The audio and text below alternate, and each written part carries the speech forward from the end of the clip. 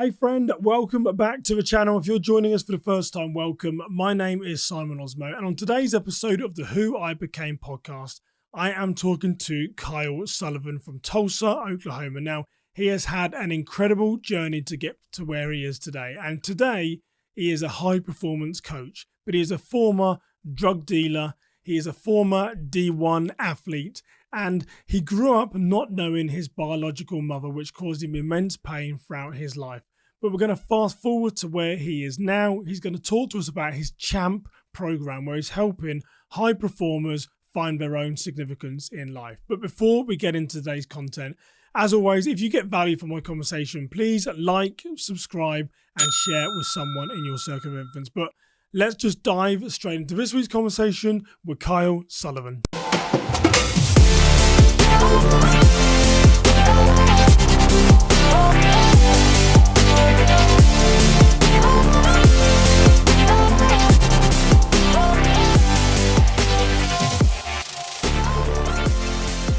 Well, Kyle, welcome to the Who I Became podcast. Simon, I'm excited to be here, man, and excited to be on the show today. And likewise, I interview a lot of people in a lot of different cities, and I've never been to Oklahoma before, to Tulsa. So I'm learning something new on this podcast today. Yeah, man. Hey, Tulsa's I call it's a good, small, big city. There's a lot to do.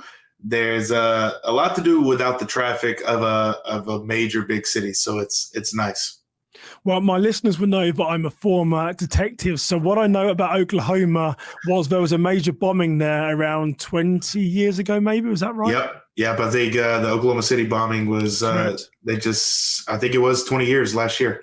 Yeah, and very embarrassing. That's about as much as I know as Oklahoma. So you can educate me during this podcast. But Kyle, like you, I'm excited to dive into this conversation. Now, I know that your title, which is interesting to me, is you're a former pastor turned culture coach. So we're definitely going to go there. You know, that's always interesting.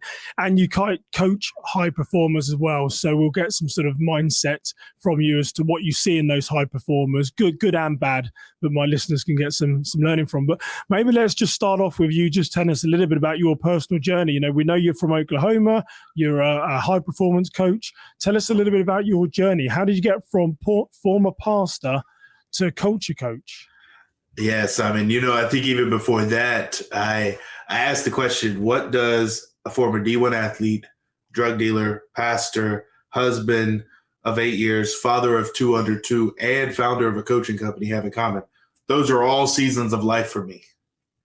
Wow, that's like 6 episodes, Kyle. Right. Listeners, we're going to have to do this in a 6-part conversation. And so, before all of that, and, when I hear all of the things and stages of my life, it goes, man, like, God has really brought me through a whole lot.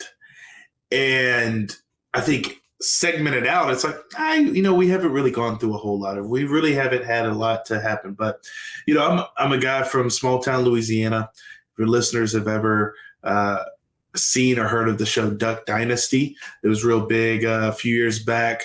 It's my hometown, small town in Louisiana. People, you got raised well, had manners, yes sir, no ma'am. It's a great place to be from. And, went to school in Arkansas, been in Oklahoma for 9 years now, married to my wife, who I came to Oklahoma after college chasing a girl, which it worked out great. We've been married 8 years and got 2 kiddos. Our little girl just turned 2 on Tuesday of this week as we're recording this. And my son's 2.5 months old right now. And, we're just in that fun season of life, parenthood, 2 kids. I launched my business in the middle of the pandemic last year after being a pastor for 11 years at 2 amazing organizations. And so, yeah, man, it's I believe that everything we do, everything that we experience in life takes us to who I became. And so I love the topic and the direction of your show, because when I think about all the areas of my life, it's like, yeah, who I became was because of my experiences in my life. Well, I will do my best to unpack that for the listeners in the next 30, 40 minutes, because there is a lot in there, Carl, and it's really It's incredible to see you come out the other side, and have your coaching business. And I know you're going to be successful in it. You've definitely got a strong mindset. But maybe if I can pick up with two chapters then. It's interesting. I moved to the US coming up to 10 years ago, actually. October of 2021 will be 10 years in the US. And I don't think I've met so many D1 college athletes. And I have quite a lot of people within Europe that listen to this podcast. And a D1 college athlete basically means the sort of creme de la creme, the cream of the crop. You are one of the top athletes, and you're often recruited into a university, and scholarship is paid, and you have a lot of things sort of gifted to you. So I want to sort of make sure my listeners understand what that means. That is very significant. So what was your sport then, Kyle? What were you good at? Simon, this is so much of my life is curveballs. So growing up, I did baseball and American football. In high school, I did powerlifting. In college, what I was a D1 athlete in was cheerleading, competitive cheerleading. Wow. And so I tried to walk on to the football team. I was not exceptional at baseball or football. I was pretty good, but didn't get a lot of interest. Tried to walk on. I am 5'8", on a good day with the right amount of product in my hair. I like it. And so I was just too short. I wasn't exceptional enough. I wasn't fast enough. But what I could do is I got a lot of energy and I was strong. And so I ended up through a series of conversations trying out for the cheerleading team for the university, and got to do that for 2 years while I was at that university. Competitive, competitions nationally. We got second 1 year and got third the next, and it was a blast. But I will say I got injured more as a cheerleader than I ever did playing baseball or football. Wow, fascinating. And what I like about that story is, my listeners will know that if they want to watch the interview of us together, they can head over to my YouTube channel at Simon Osmo and watch the video.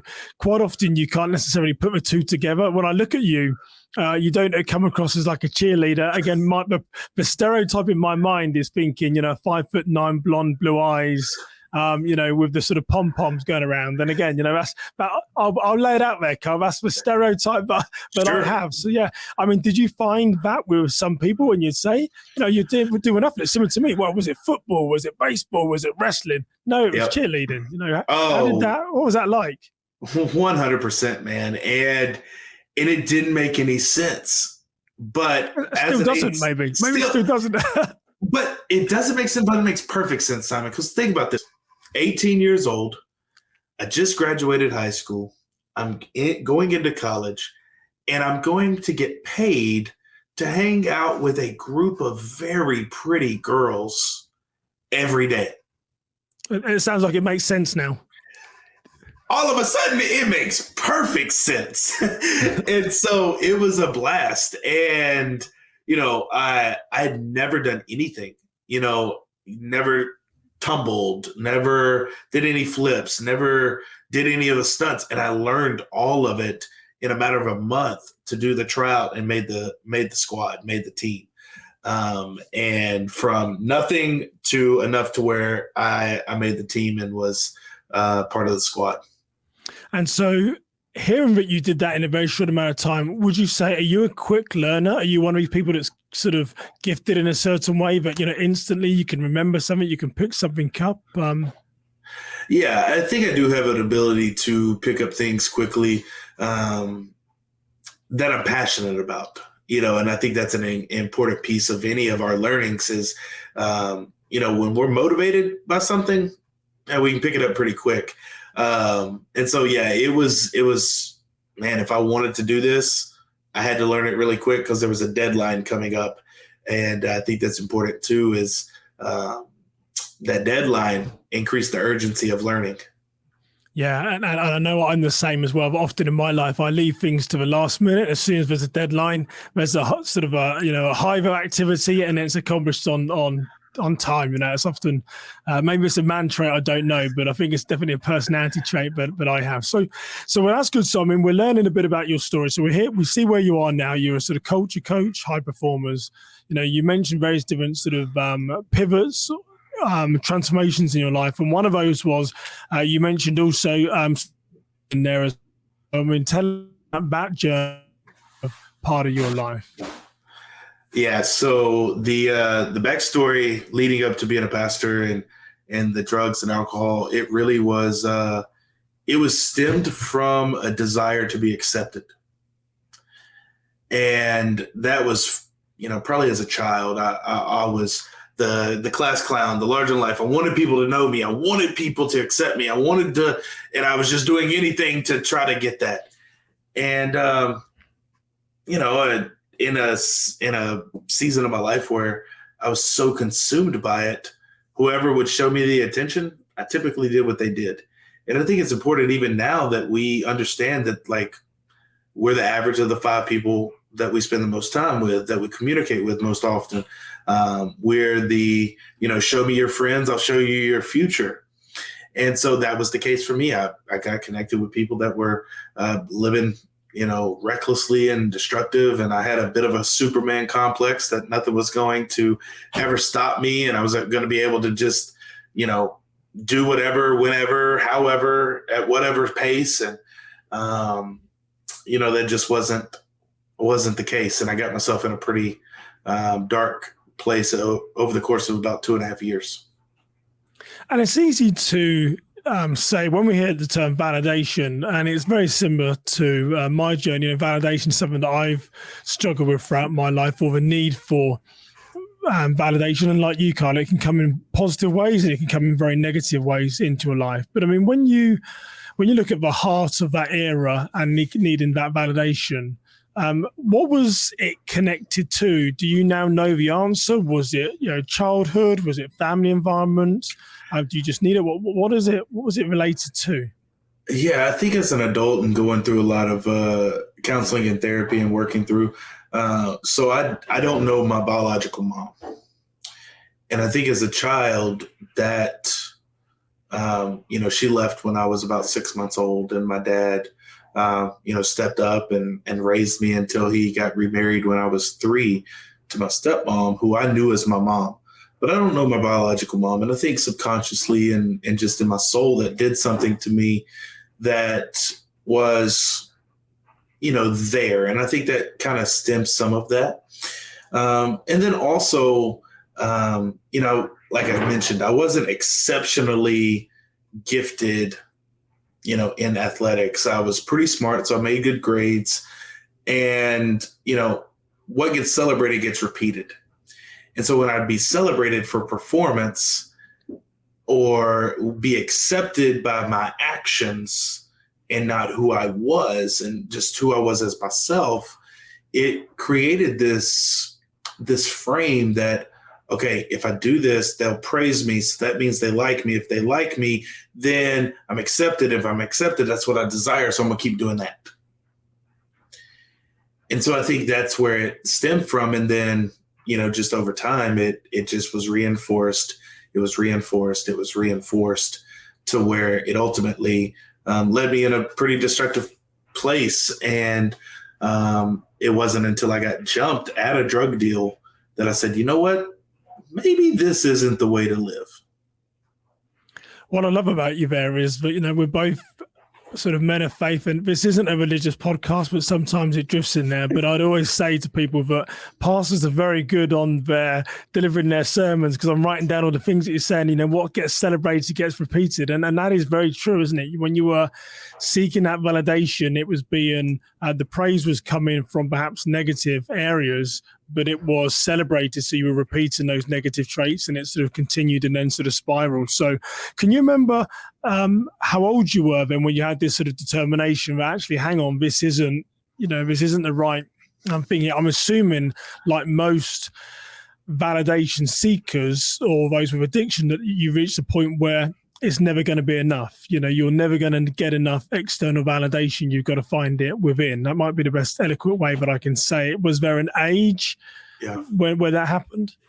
Yes. I mean, it was, I was almost 21 when I got jumped, and that was the catalyst for, this is not what I want to do.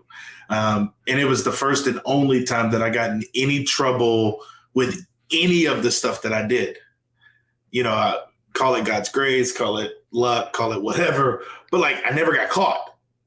I never got in trouble. And so that reinforced that Superman complex of I can do whatever. Like, I'm invincible until I wasn't. And so, I was about 21 and had a pretty transformative encounter with Jesus through a trusted relationship that I called at 3:00 in the morning shortly after I got jumped. And I said, I need effing Jesus. I just didn't abbreviate anything. And so he taught me through what's that look like and how do I live? And then the next day I had to wake up and go, what do I do now? Like, I had this moment that most people think is the finish line because you got your fire insurance. But really is the starting point of a life lived through transformation. And so, man, it was about that. And I just said, okay, I'm going to be available. I'm going to be obedient, and I'm going to take the next right step for me. And that journey, some 13 years now, has led me to some amazing things and led me to be able to be a part of amazing organizations and to really build me and evolve me to a place where I'm at now, where, running a coaching and consulting company, being able to work with people at high levels, helping them get high results and unleash the champ within them. And what is interesting about your story, I think how you opened the podcast where you said about, the different seasons in your life of which you sort of recounted 4 or 5, and I sort of focus on those sort of 2 big ones, was that, if those negative things hadn't happened to you, you definitely wouldn't be the person that you are today. And that's what I often like to say, how they became who they became, because we all in life, and I think society, Carl, we tend to look at the end product, don't we? And that's where comparison comes in. And comparison is the sort of the thief to joy. But I want to be like Kyle. He's got this coaching business. Look how amazing and stuff he is. But we don't hear the story as to what it took you to get there. I'm sure was there sacrifice along the way in your journey to sort of reach that proverbial top of the mountain? Oh my gosh, yes. I kind of fast forward through the story to like even now, Simon, I was a pastor for 11 years. And when I stepped out on my own to create and start Unleash the Champ, I had to realize that on our way to purpose, there's pruning. And there's this stripping away of things that weigh us down. And anytime someone says, hey, I want to go for this thing, or I want to make this shift in my life, I want to try this new deal, or I want to go to this place, you have to understand that there is, with any advancement, there's loss. Because what got you here can't get you there. And so sometimes we have to acknowledge that for us to move forward, that means that things have to be removed. And so there's been relationships that I have held dear for over a decade that our relationship looks different or is not even existent anymore. And I had to work through that going, man, like it doesn't make sense. Why's it got to be this way? And I realized, you know what? I have the wrong frame. The frame is I'm grateful for the season it was, but now I understand that where I'm going and what I'm doing and what I'm a part of now, those people that came up with me can't go up with me. Yeah, I'm going to have to go back and listen to this because I need, rather than write these down now live, there's so many nuggets in here. These are going to be some great show notes for the listeners. Go to the bottom if you're listening because there's some great words of wisdom being dropped in here. And I guess one thing my mind is going towards is the story with your mother. I mean, was there a happy ending there, a no ending? I mean, has there ever been a chance to either sort of reconcile that relationship? Has she passed? What do you know of your mother's existence now? I know her name, I know where she was born, and I know the age that she was when I was born. I have a picture of her holding me in the hospital, and it's really not been something that I've ever tried to find her or, reach out or whatever.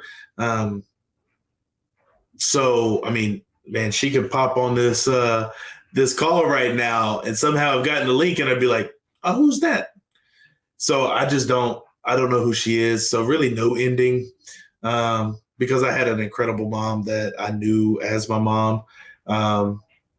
And so I have a few things that I have, and I just have to go, you know what? She made that decision. She was really young. Both my mom and dad were in high school when I was born. And so there's so many things there that as an adult, I have the ability to go, gosh, I can't even imagine what they were going through and the decisions they had to make. So, yeah. Yeah, and it's funny you say that because recently I've had the same determination in my life. I've never known my sort of father, similar to you. I think it sounds like we're the same. I've got one or two pictures of the wedding day to my mum, and that's about it. But I think you do reach a point in your mind, don't you, when there's extreme adversity or there's a big sort of piece of your life which is missing. I think you reach that crossroads, and it's either the thing that holds me back or it's the thing that drives me forward. And it sounds like me and you're going to be friends offline, Carl, because we're both the same, that it's the thing that drives me forward. I can't change the past. I am who I am. I've got to use it to go forward. So, yeah, I mean, it's great. It's good that you're in that nice peace of mind. Yeah, Simon, I think it's so important to understand. I think a question, especially when they hear a story like mine or like yours, or, that it's like, gosh, you've had so much happen in your life. And a well-intended question is, gosh, if you could go back and change anything, what would it be? And my answer is always nothing. Because if anything changed in my past, everything would change in my present. Yeah. Anything changes in my past, everything changes in my present. And I really like the present. Yeah, that's great. Really is. It's I'm getting a lot out of talking to you myself, Carlo. My listeners, I'm getting a lot out of this. So we've got all these different chapters. Then there's so much things that have happened. You now move into Unleash for Champ, which is you've got your own podcast, you've got your own coaching program. Tell me a little bit about Unleash for Champ as to how you're using who you were to sort of catapult other people to their own sort of life success. Yeah, man, I think so many of us walk into well-intended cages of comfort, of security, of fear, of, failure, of whatever. And CHAMP stands for your calling, your heart, altitude, mindset, and performance. So when you unleash those, it transforms the championship run you're called, and it creates a championship culture you can be proud of. So what I mean by that is when we align your calling, what you're on planet Earth to do, calling is what you're created for, that may or may not be the same as what you're paid for in your career. Your heart, how do you take care of yourself and those most important to you? Your altitude, it is like your vision, but with movement. Because I can have a vision for something, but it doesn't imply that I'm moving towards it. So your altitude is the action of getting to that ultimate place. Your mindset, because anything we experience in the external has to start internally between the ears, and then our performance, because my coaching is not about ethereal talks. We are going to build action. And because we know that consistent behavior in the right direction over time always yields to results. And like I mentioned in my own life, in a bad way, what gets celebrated gets repeated. What we measure maintains our pace. And when we pace, we can succeed. And I like what you said there about the consistency, because that is key. I mean, that's sort of, you can't get anything in life if you're not consistent. And it's obviously something that I think us as humans struggle with is to, we do things once, that was great, it worked. Whether it's dieting, whether it's, saving for a car, whatever it may be, I mean, everyone struggles with a lack of consistency, but it is what you need to succeed. You don't have to be the best at anything, but if you're consistent, I mean, I've left so many people far cleverer than me behind just because they give up. When they give up, that's when I keep pushing forward. So, yeah. And so when you're using this program, then, Carl, so if my list is resonating, what people are coming to you and you're using your Unleash the Champ program for? Is it designed for men, women? Yeah. What type of customers or what type of people are coming to you with needing performance coaching? Yeah. So these are typically men and women, 30 to my oldest client is 53. Typically people who have solved the money issue in life, but at what sacrifice? So they have well-paying jobs, well-paying positions. They're running successful businesses. But when they look at those 5 pillars of calling, heart, altitude, mindset, performance, they realize that their personal culture does not reflect their professional performance. And there's the gap. Because our culture is made up of what we teach others, what we tell ourselves, and what we tolerate in our world. So when people come to me and they say, I just feel like there's more. Yeah, okay, let's talk about that. Or I wish I had more consistency in my life. Okay, well, what's motivating you and what's the accountability you have in your life? Great. Or on the professional side, man, we have this mission, vision, values, but it's on a handbook, not the hearts of our people. Okay. Man, our teams feel like they're siloed and everybody's kind of doing their own thing, and we bring it into synergy. And so when your personal culture meets your professional performance and those get in alignment, you truly unleash the champ within you by working on calling, heart, altitude, mindset, performance, which creates your personal or professional culture. And what I like about what you said is that you work with high-performing individuals, and you mentioned that these are people that have figured the money out. They've got the money. But even when you get to the top of that proverbial mountain, you realize there's something still missing. And a story came to my mind of a friend of mine called Paul. He has a business, really good business model. He does IT support, but he does it for sort of more mature people, if I can say that without offending anyone that's listening. So these more mature people will ring him up and say, hey, Paul, I've got an issue with my laptop. Can you come round and help me with it? So he'll go round to their house and do it. And he went to this old guy's house one time and he said, Simon, it was an absolute palace, multi-million dollars. You walk in there, everything that your heart's desire in treasures was inside this man's house. He fixed his computer. The conversation was in there, what do you do? And holding this type of stuff. And then the man quickly cottons onto the fact that Paul was impressed with his material possessions. And he said, I've made a lot of mistakes in my life. And he said, if I could trade everything that you can see to get my wife and family back, I would trade it tomorrow. And I think that is something that we often, it was a brilliant story. Hopefully I've given credit to my friend Paul in how he told it to me and then share it with others. But that is a great story to say that quite often we seek these material things, we seek these treasures. But even when you find the people that have those treasures, they are still searching. Yeah, 100%. And, it's funny how I believe that everything builds upon itself. So my experience as a drug dealer, my experience, working and being in bars, my experience as a pastor, it kind of dilutes the awe factor of people.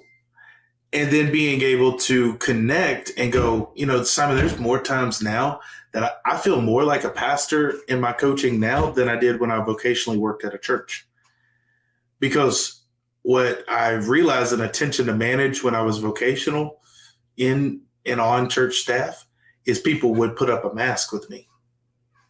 And I couldn't really get behind it because I was their pastor. They had to, everything's great. Everything's awesome. It's amazing.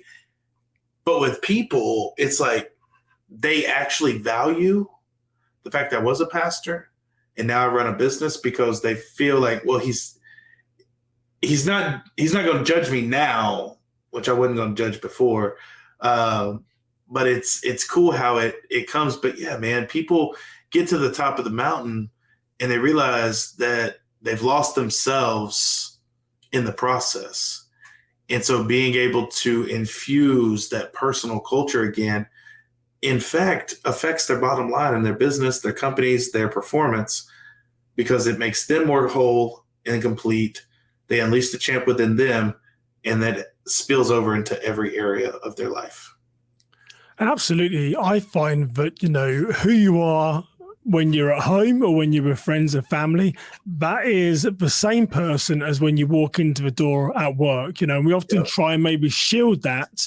And I always say that Socrates says the greatest way to live with honor in this world is to be who we pretend to be. There is these masks that go on in life where we don't want to let people in, but it's obviously, and you've been a pastor, so you're used to sharing your story, but there's a lot of adversity that you've mentioned where some people might necessarily hold that in and not want to say, I was at one point selling drugs. I was, a cheerleader, when most people associate that with being like a, sort of woman's role and stuff. So right.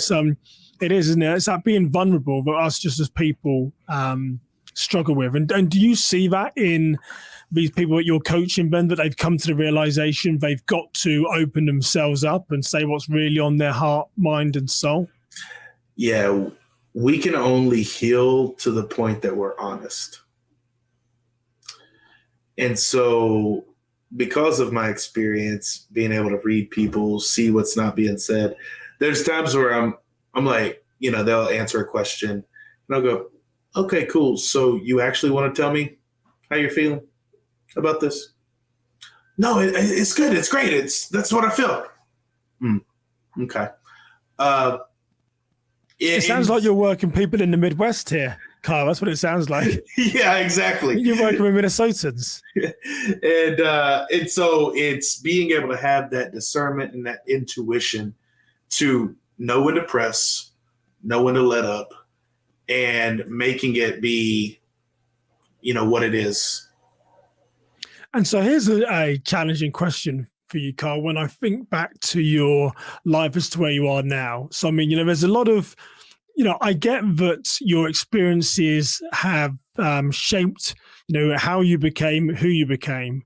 But if you were going to look back on your life and maybe try and offer some words of wisdom at points where perhaps someone could have interjected in your life, what would that look like if you're talking to a 20, 21-year-old now? Because you've got to go through, me and you believe our lives are predetermined, from God as to how we're going to live out our lives. But what can you say to someone who's living in it to try and help them understand that in 10, 15 years, you're going to be a very different person? Is there anything? I don't know, but that's a challenging and deep one. Yeah, man. I love that question, Simon, because the first thing I would tell them, breathe. Just breathe.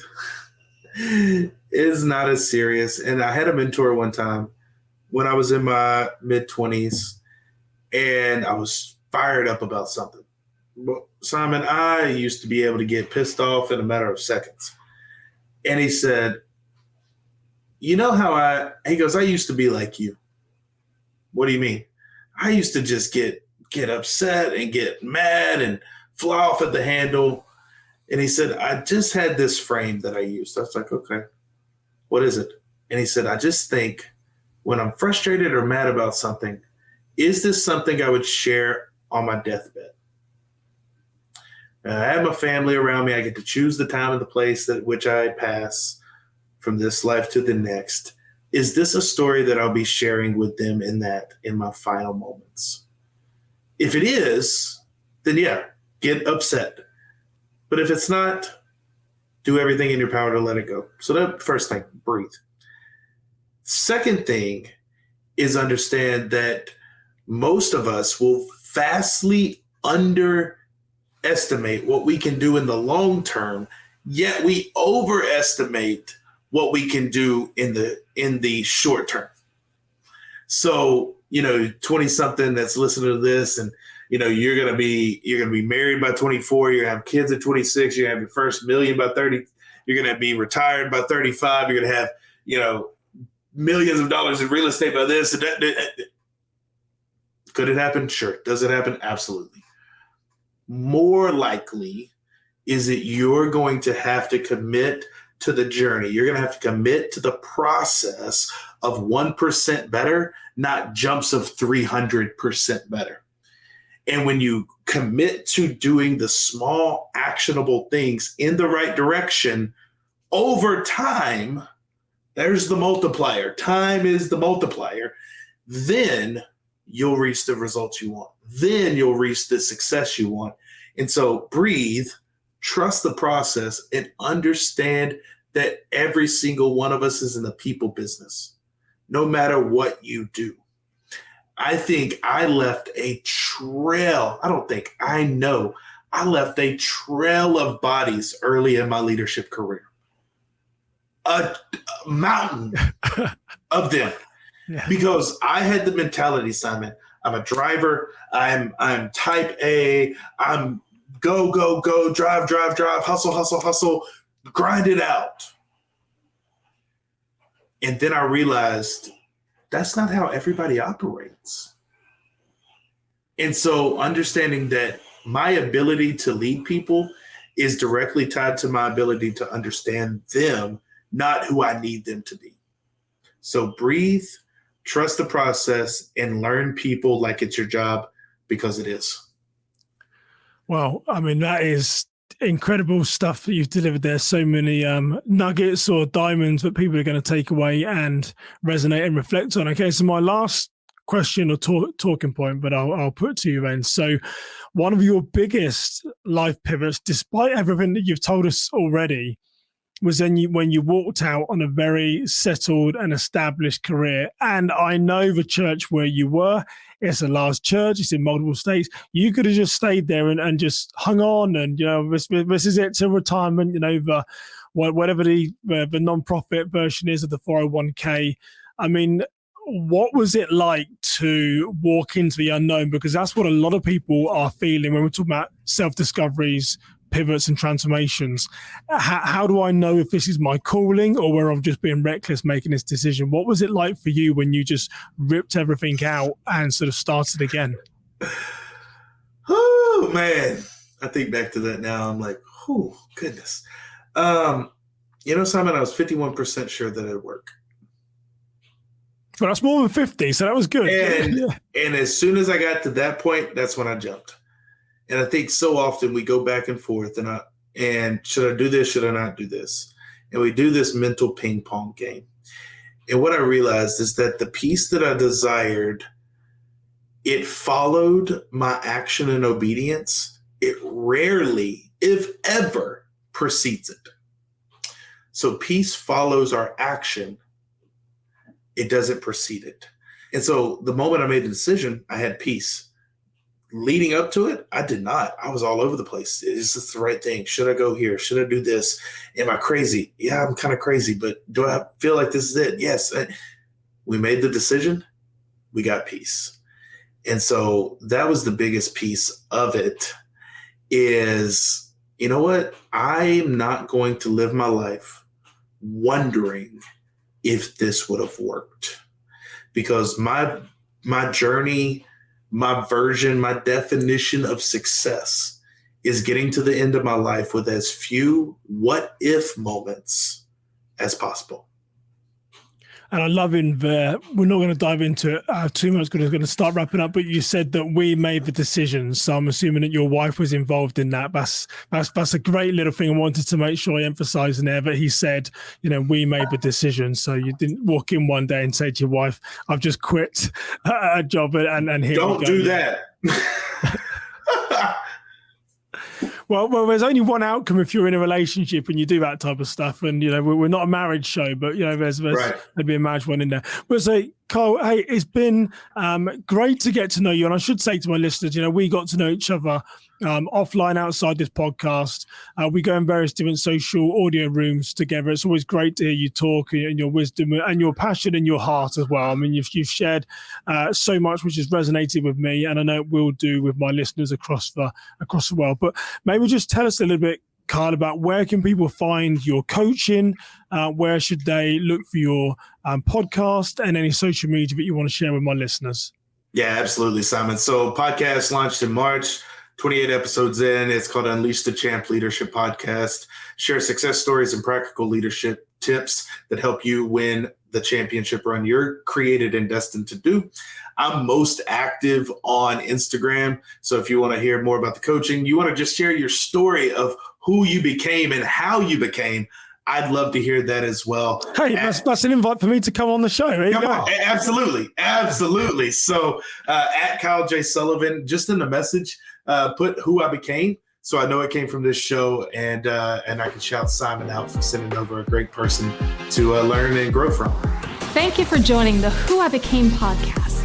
To help spread this inspiring story, be sure to share it with your friends, hit the like button, and of course subscribe to our channel so you won't miss out on any future episodes.